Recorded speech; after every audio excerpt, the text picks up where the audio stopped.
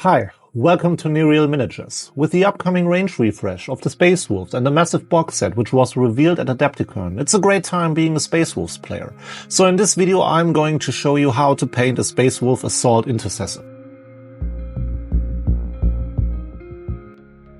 So here is the model I'm going to paint. The Marine is taken from the regular Assault Intercessor box set, and I added a few pieces from the Firstborn and Primaris Space Wolves upgrade sprue to make him look a bit more like a true son of Leman Russ. The chainsword, the pouch on his belt, as well as the helmet were taken from the Primaris upgrade sprue. The wolf hats on his backpack were taken from the old Firstborn upgrade kit and glued to a regular Primaris backpack. In the last few months, I tried out different ways of painting Space Wolves. Here you can see the classic approach in this bright bluish grey GW painting scheme. I've entered the second piece here at Golden Demon at the Spiel in Essen last year. For this Space Wolf I used the slap chop technique and contrast paints, and you can see it is way darker than the first model.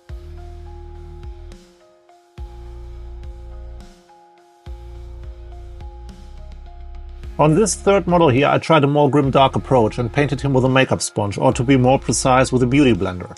I really enjoyed painting a Marine with this technique, and it also offered a color scheme which is not too bright like the classic approach but also not too dark like the Horus Heresy Space Wolves color scheme.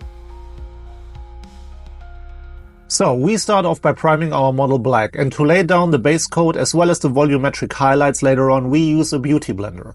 You can get these beauty blenders for cheap and also in different sizes.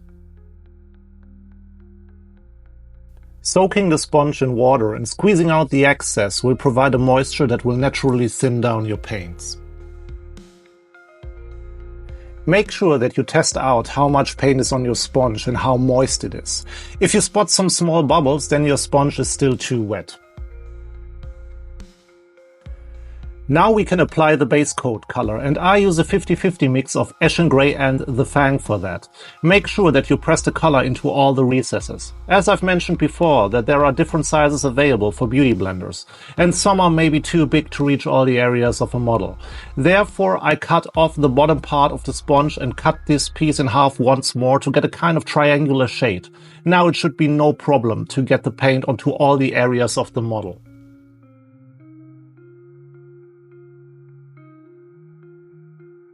After applying the base coat, I add Russ Grey into the mix to gradually build up the volumetric highlights in areas where light would hit the armor.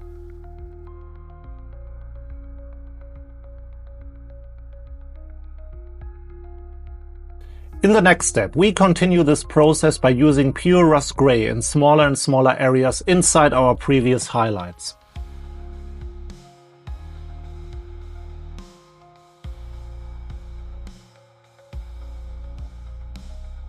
Now we apply a 50-50 mix of Russ Grey and Fenrisian Grey to further push our highlights.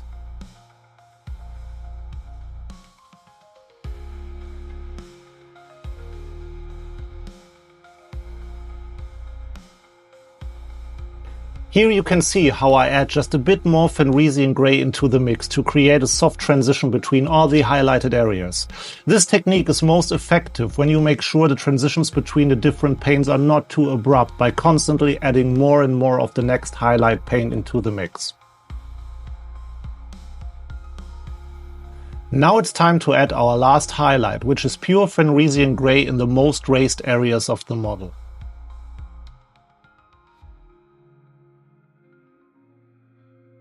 After applying the base coat and the highlights, we softly dry brush the edges of our model with Fenrisian Grey. Make sure that you just softly dry brush the edges of the model and not the flat parts, because otherwise you'll create some chalky looking texture on your armor.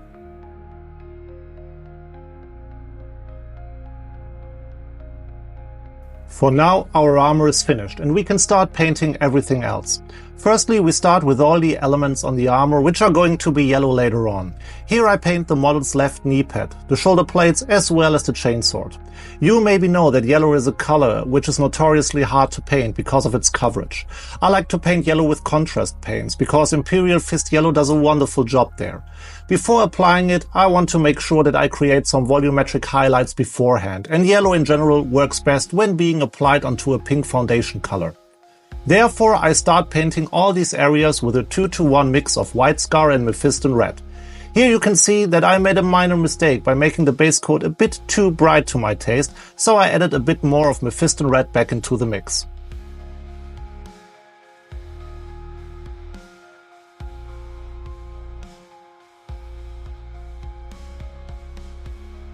After applying a solid foundation of pink, we can start painting the highlights by adding more and more white scar into the mix and applying it in smaller and smaller areas in the center of this shoulder plate, for example. Again, we use a beauty blender to get a smooth transition, and you are definitely going to spill some paint onto other areas, but don't worry, you can fix that later. Now you should fix all the areas where you overspilled some of the pink paint. Just use the Fang in darker areas and Russ Grey or Fenrisian Grey in the brighter sections.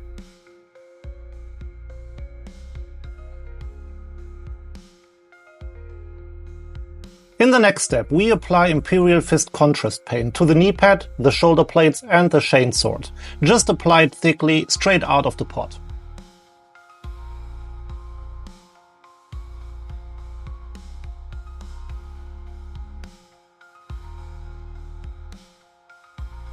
Again, it's time to fix the areas around the shoulder plates with the Fang.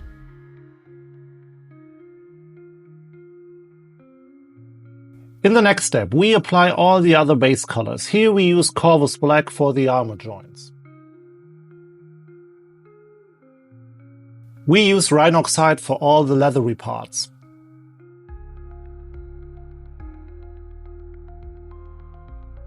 We apply two thin coats Dragon's Gold for all the gold parts on the chest and on the backpack, for example. If you don't have Dragon's Gold at home, you can replace it with Retributor armor.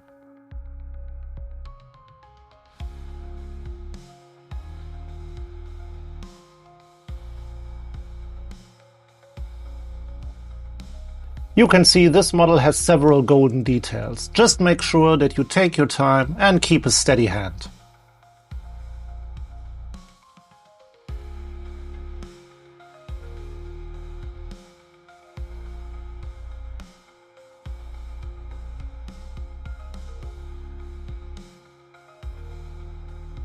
After applying gold, we apply silver to all the other metallic parts, like the knife or the teeth of the chainsword.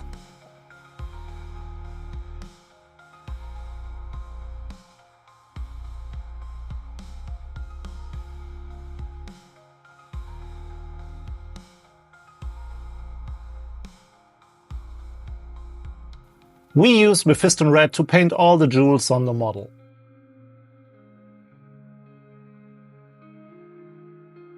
For painting the fur, I wanted to use some contrast paints. Therefore, I base coated the fur with Grey Seer.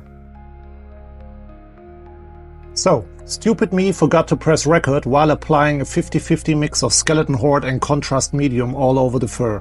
So here you can see that I applied Darkoath Flash to the top of the fur while the Skeleton Horde mix is still wet.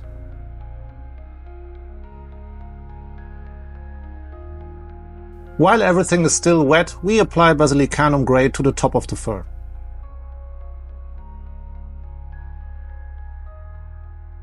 In the next step, we paint some chapter markings onto the armor, and here I went with red and yellow markings, which are used to indicate close support packs. For the markings, I use Mephiston Red again.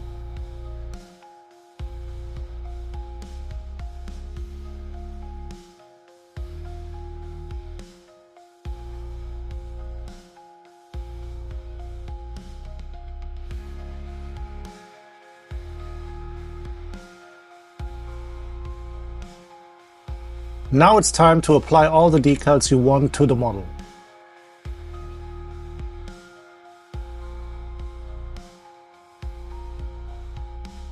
The next step is one I always enjoy doing, and it is all about applying animal paints like Streaking Grime and Rust Streaks by AK Interactive. I like to use these effect paints to make the model look a bit more grimdark and its armor a bit more weathered and worn down. Also, we need white spirits to clean the model afterwards. Use a brush you'll not worry about ruining and apply the animal paints directly out of the bottle onto the model. You can be messy here. I applied rust streaks to the legs and streaking grime to everything else from the hip upwards. Just make sure that you cover the whole model.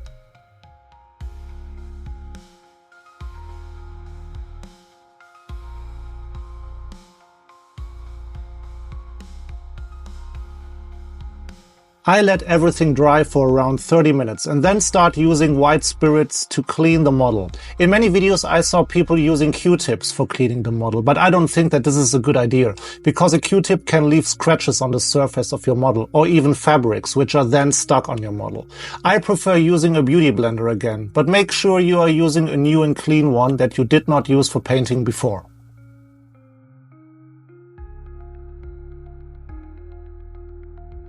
Be careful to not get off too much of the enamel paints. Make sure you leave it in the recesses and selectively also on some parts of the armor to provide the weathered and worn down look. So this is how our model is looking after cleaning everything up.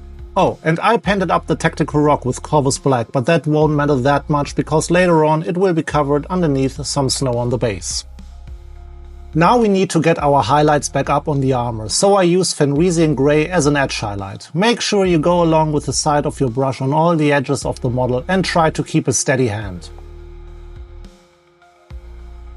Wherever you can't use the side of your brush, make sure you use a brush with a good tip. Here I use a Winsor & Newton Series 7 brush size 0.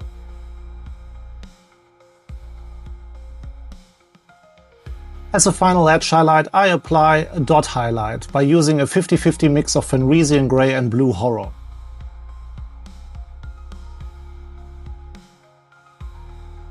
Next we highlight all the leather parts of the model by using Scrag Brown.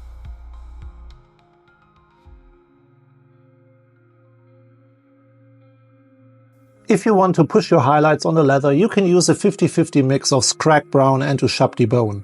Stipple this mix along the edges of the leather parts to give them a more used look.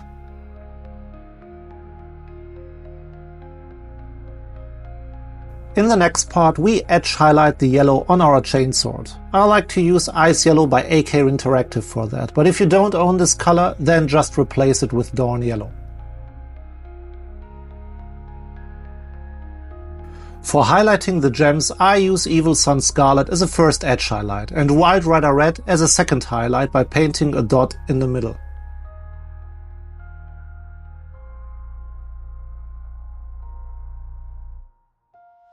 I also use Evil Sunz Scarlet for highlighting the chapter markings on the knee pad and the right shoulder pad.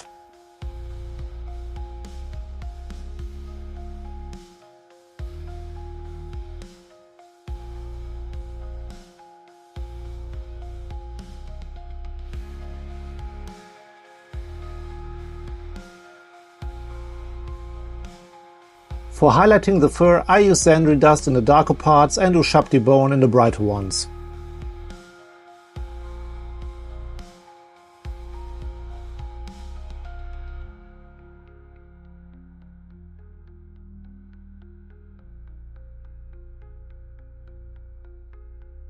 Now it's time to paint the eye lenses, and I base coated the eye socket with bold titanium white. If you don't have bold titanium white, you can use white scar.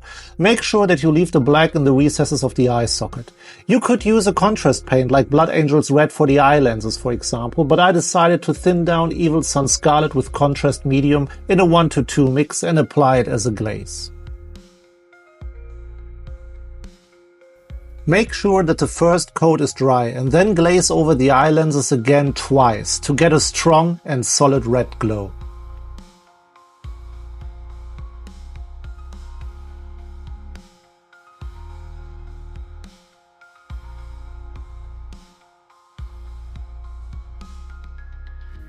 To make the glowing effect pop, we relayer bold titanium white over the front section of each lens.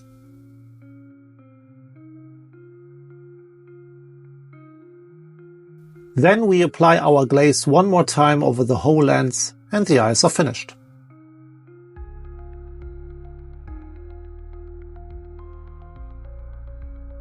Now it's time to highlight all our metallics, and we start with our gold metallics by using two thin coats Glistening Gold as an edge highlight. If you don't have Glistening Gold at home, you can replace it with Liberator Gold.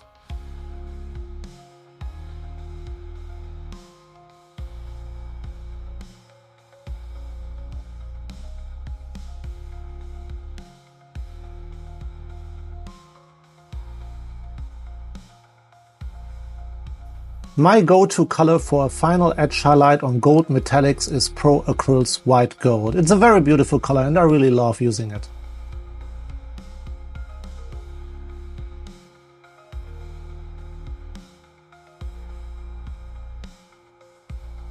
For highlighting all our silver metallics, I always use Vallejo's Chrome Model Air. If you don't have this color, then just replace it with Stormhost Silver.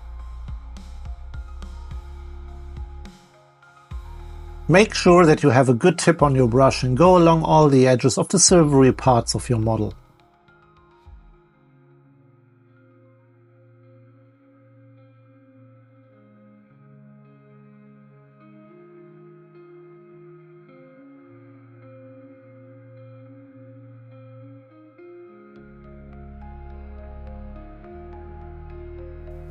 In the final step of the painting process, we highlight the armor joints of the model with Eshin Grey.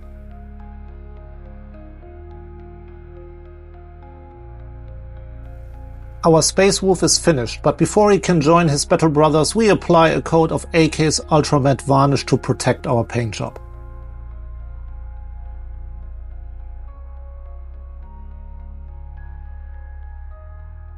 Just let it dry for a few minutes and then our model is ready to be put on a base.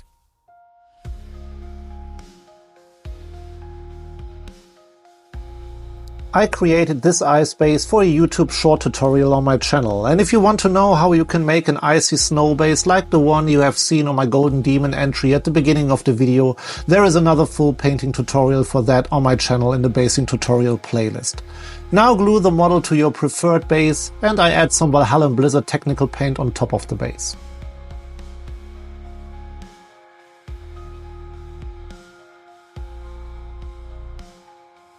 Our Space Wolves Assault Intercessor is now painted, based and ready for battle. What is your favorite color scheme for painting Space Wolves? Let me know in the comment section. I hope that you enjoyed the video as much as I enjoyed painting this Space Wolf. I'm really looking forward to the upcoming releases. Don't forget to subscribe and like, and I hope I'll see you in the next video. Cheers!